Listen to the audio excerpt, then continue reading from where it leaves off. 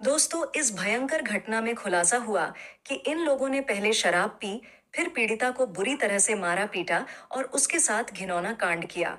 यह भी बताया गया कि उनमें से दो लोगों ने महिला की टांगें पकड़ी और उसे यातना दी। इसके बाद संजय को बुलाया गया।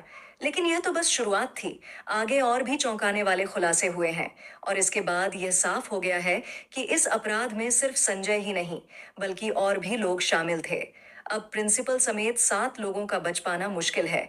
हम इस मामले के बारे में विस्तार से जानेंगे, लेकिन उससे पहले अगर आपने हमारे YouTube चैनल को सब्सक्राइब नहीं किया है, तो जल्दी से हमारे चैनल को सब्सक्राइब कर लें। इससे हमें काफी मदद मिलती है। दोस्तों, अदालत में संजय ने वह कबूल कर लिया है जिसका इंतजार पूरे देश को था। सबको पहले से ही शक था कि यह अपराध अकेले किसी एक व्यक्ति का काम नहीं है। अब यह बात साबित होती दिख रही है कि इस घटना में लगभग 7 लोग शामिल थे और यह एक साजिशन हत्या थी। इस वजह से सीबीआई पूरी तरह से सक्रिय हो गई है और कोलकाता के इस मर्डर केस में 7 आरोपियों का पॉलीग्राफ टेस्ट शुरू हो गया है। सीबीआई के अनुसार अपराध एक बिना दरवाजे वाले सेमिनार हॉल में हुआ और किसी को पीड़िता की चीख क्यों नहीं सुनाई दी, यह जांच का एक महत्वपूर्ण सवाल है।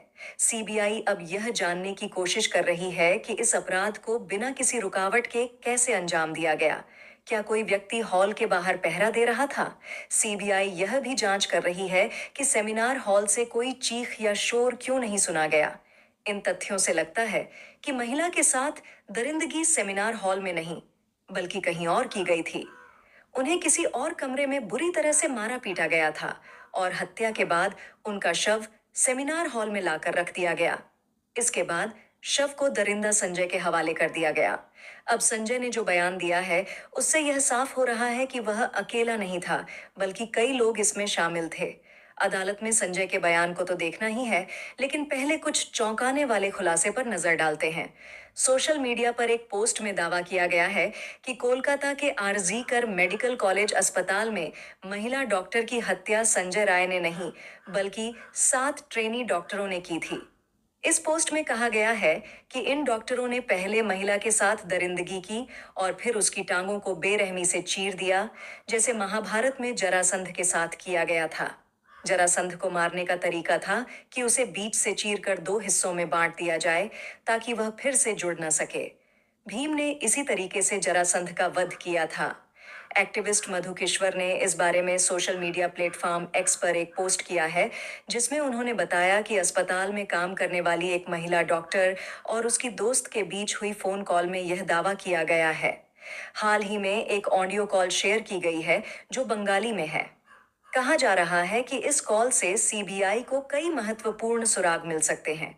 इस बातचीत में कहा गया है कि एक महिला बहुत ही होशियार स्टूडेंट थी, लेकिन उसे अस्पताल और प्रिंसिपल के कुछ खतरनाक राजों का पता था। इसी वजह से उसे धमकियां दी जा रही थीं कि उसकी थीसिस पूरी नहीं होने दी जाएगी। फिर भी महिला ने डरने के बजाय विरोध किया और कहा कि अगर उसे परेशान किया गया तो वह अस्पताल की काली करतूतों को उजागर कर देगी। इसके बाद पिछले 6 महीनों से उसे लगातार परेशान किया गया। उसे 26 घंटे की नाइट शिफ्ट पर रखा गया और भारी काम का दबाव डाला गया। चेस डिपार्टमेंट के हेड, सीनियर पीजीटी और अन्य लोग भी इस बात से वाकिफ थे कि प्रिंसिपल और उनके ग्रुप ने इस स्टूडेंट पर कितना दबाव डाला था। इससे साफ है कि प्रिंसिपल समेत पूरा अस्पताल उस महिला के खिलाफ खड़ा हो गया था, क्योंकि वह सच और न्याय के लिए झुकने को तैयार नहीं थी। इसके बावजूद वह अपने स्टैंड पर अड़ी रही। 9 अगस्त 2024 की रात इन लोगों ने मिलकर उसके खिलाफ साजिश रची और रेप और मर्डर पहले से प्लान किया गया था। यह अब तक का सबसे खतरनाक खुलासा है और सीबीआई इसी आधार पर जांच आगे बढ़ा रही है। बातचीत में कहा गया है कि पहले कई पीजीटी और सीनियर डॉक्टर्स सेमिनार रूम में आराम करते थे, लेकिन उस रात पीड़िता को अकेले वहां सोने के लिए कहा गया। कुछ स्टूडेंट्स ने अफवाह फैला दी कि कमरा निर्माणाधीन है और वहां कोई नहीं जा सकता, जिससे किसी की उस सेमिनार हॉल में जाने की हिम्मत नहीं हुई। फोन पर बात कर रही अस्पताल की डॉक्टर ने कहा कि घटना से पहले 4 स्टूडेंट्स ने पीड़िता के साथ सेमिनार रूम में डिनर किया था, जिसमें एक लड़की भी शामिल थी। ये चारों सीबीआई की जांच में हैं और इनका पॉलीग्राफ टेस्ट भी कराया जा रहा है। इसके बाद पीड़िता को सेमिनार रूम में अकेले सोने के लिए कहा गया। बातचीत में यह भी कहा गया कि करीब 7 लोगों का एक ग्रुप नीचे गया, शराब पी और फिर पीड़िता के हाथ कसकर पकड़े। उन्होंने उसे मारा पीटा और उसके साथ अत्याचार किया। इस वारदात में एक महिला इंटर्न ने भी मदद की। खुलासे में कहा गया कि उनमें से 2 लोगों ने पीड़िता के पैर पकड़कर उसे फैलाया, जिससे उसकी पेल्विक की हड्डियां टूट गईं। उन्होंने उसकी कॉलर बोन भी तोड़ दी और फिर उसे उल्टा लिटाकर उसके ऊपर जूतों से रौंदा। उसके सिर को इतनी बुरी तरह कुचला गया कि उसकी खोपड़ी फट गई। इस तरह 9 अगस्त की देर रात कोलकाता के आरजीकर हॉस्पिटल में ट्रेनिंग डॉक्टर की रेप के बाद हत्या कर दी गई। अगर ये बातें सही हैं, तो सीबीआई को इन 7 लोगों के खिलाफ सबूत जरूर मिलना चाहिए और इन्हें कड़ी सजा मिलनी चाहिए। वारदात के बाद जब ये लोग सीढ़ियों से नीचे उतरे, तो संजय रॉय को देखा गया, जो ग्रुप डी के दूसरे कर्मचारियों के साथ शराब पी रहा था। इन डॉक्टरों ने संजय से कहा कि सेमिनार रूम में जाओ, वहां तुम्हारे लिए एक लड़की है। इसके बाद संजय ने बिना कपड़े के शव के साथ दुष्कर्म किया। पीड़िता का अर्धनग्न शव मिला था। इसके बाद देश भर के डॉक्टरों ने विरोध प्रदर्शन किया। इस ट्वीट और खुलासे को स्वतंत्र रूप से प्रमाणित नहीं किया जा सकता, लेकिन यह सीबीआई की जांच के लिए महत्वपूर्ण हो सकता है। माना जा रहा है कि सीबीआई ने भी इन 7 लोगों को अपनी जांच में शामिल किया है। दोस्तों, कोलकाता के रेप और मर्डर केस में 7 आरोपियों का पॉलीग्राफ टेस्ट शुरू हो गया है। मुख्य आरोपी संजय रॉय का टेस्ट जेल में ही हो रहा है। इसके अलावा सीबीआई ने आरजीकर मेडिकल कॉलेज के पूर्व प्रिंसिपल डॉ संदीप घोष, 4 डॉक्टर जो वारदात की रात पीड़िता के साथ थे और एक वॉलंटियर का पॉलीग्राफ टेस्ट भी कोलकाता ऑफिस में करवा रही है। दोस्तों, 8 अगस्त की रात इन डॉक्टरों में से कुछ ने पीड़िता के साथ डिनर किया था। फिलहाल सीबीआई इन सभी से गहराई से पूछताछ कर रही है। अदालत में आरोपी संजय ने एक बयान देकर सभी को चौंका दिया है। दरअसल 23 अगस्त को सियालदह कोर्ट ने संजय को 14 दिन की न्यायिक हिरासत में भेजा। इसी सुनवाई के दौरान संजय ने पॉलीग्राफ टेस्ट के लिए भी तैयार होने की बात कही। मजिस्ट्रेट ने संजय से पूछा कि वह पॉलीग्राफ टेस्ट के लिए क्यों तैयार हुआ। इस पर संजय ने कहा कि पॉलीग्राफ टेस्ट से साबित होगा कि वह निर्दोष है और उसे फंसाया जा रहा है। संजय के इस बयान ने विवाद खड़ा कर दिया है, क्योंकि वह खुद को निर्दोष बता रहा है। इसका मतलब साफ है कि इस कांड में कई लोग शामिल हैं। इसी कारण सीबीआई पूरी तरह से एक्शन मोड में आ गई है।